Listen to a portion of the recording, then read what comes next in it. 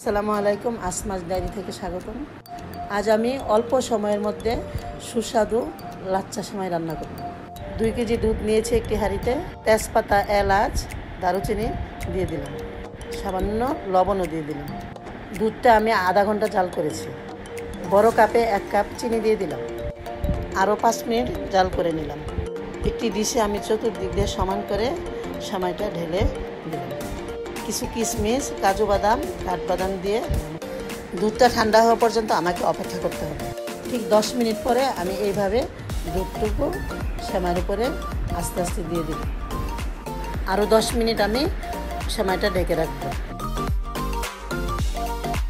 ঠিক 10 মিনিট পর আমি ঢাকনা উঠিয়ে সেমাইটা পরিবেশন করব। এখানে আমি 1.5 প্যাকেট সেমাই নিয়েছি, 2 কেজি দুধ নিয়েছি। মাশাআল্লাহ, দেখতে সেমাইটা কি সুন্দর হয়েছে, দেখুন, খেতেও অনেক মজা হয়েছে।